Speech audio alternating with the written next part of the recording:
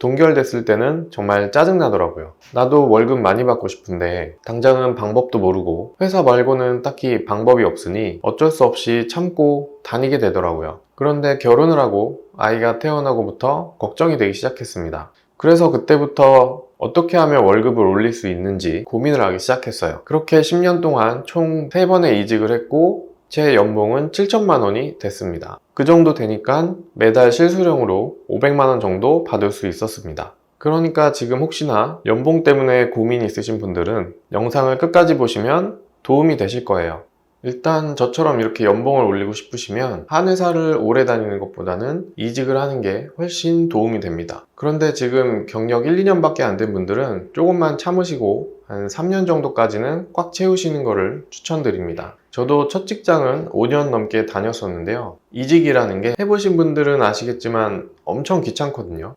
자소서도 써야 되고 경력사항도 써야 되고 내가 어떤 업무나 성과를 냈는지도 적어야 되기 때문에 보통은 3개월이나 6개월마다 미리미리 정리해 놓으시는 것을 추천드립니다.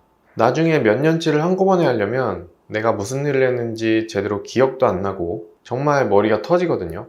그리고 혹시나 지금 다니는 회사가 너무 마음에 안 들더라도 1, 200 더 받는다고 회사를 옮기시면 나중에 후회하실 수도 있습니다. 그 정도 차이라면 그냥 원래 다니던 회사에 있는 게 훨씬 이득이거든요. 다음에 다니는 회사가 무조건 더 좋다라는 보장은 없어요. 그리고 이력서에 현재 연봉 쓸 때 계약서상의 연봉만 쓰시는 분들이 있는데 그것보다는 월급 이외의 어떤 복지 포인트나 성과급 같은 이런 현금성 복지 혜택이 있다면 그 부분까지 조금 추가해서 현재 연봉을 적어두시는 게 좋습니다. 물론 나중에 원천징수 영수증을 띄면 내가 1년 동안 총 받은 금액이 얼마인지는 확인할 수 있지만 이력서에서부터 내 현재 연봉을 알려줄 수 있고 그걸 가지고 희망 연봉을 산출할 수도 있기 때문에 생각보다 중요합니다. 저는 지방 4년제 출신이고 심지어 졸업 후 1년 정도 취준생 생활을 했어요. 그리고 29살이라는 늦은 나이에 취업에 겨우 성공을 했습니다. 그리고 말씀드렸던 것처럼 3번의 이직을 해서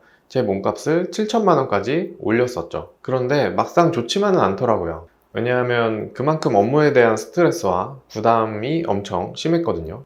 그리고 내가 이 회사를 앞으로 다니면서 연봉이 얼마나 오를지도 불확실했고 일을 얼마나 더 많이 해야 되는지 잘 할 수 있을지도 걱정이 되면서 미래가 조금씩 두렵기도 했습니다. 물론 저는 나름 운이 좋은 케이스라고 생각을 해요. 2012년도에 IT 쪽으로 취업을 해서 초봉 3천만 원으로 사회생활을 시작한 거거든요. 정확하게 기억은 안 나지만 첫 직장에서 한 5년 넘게 회사 생활을 했고 당시의 마지막 연봉은 한 3,800 정도 됐습니다. 그 이후에 이직을 하고 몇 군데 회사를 거치면서 4,200, 4,700, 5,300, 마지막 7,000 이렇게 조금씩 업그레이드를 해 나갈 수 있었어요. 그런데 이런 이직을 통한 연봉 상승은 어느 정도 한계가 있는 건 확실해요. 그러니까 회사에서 받는 월급 외에 뭔가 어떤 부수입을 만들어낼 수 있어야 한다는 거죠. 근데 제가 막상 해보니까 이직보다는 부업이 훨씬 더 쉽더라고요. 그러니까 지금 당장 이직이 어렵거나 부담스러운 분들은 부업부터 찾아보시는 것을 추천드립니다. 내가 아직 경험이 없어서 그렇지 회사 밖에서 30에서 50만 원 정도 더 버는 거는 그렇게 생각보다 어려운 일이 아니거든요. 그래서 제가 이런 분들을 위해서 지난 영상에 관련 내용들을 정리해서 업로드 해놨습니다. 제가 실제로 회사를 다니면서 어떤 부업을 했고 이 부업을 통해서 얼마 정도의 수익을 올렸는지 확인하실 수가 있으니까요. 다음 영상 또는 아래 댓글에 있는 링크를 통해서 확인해 주세요.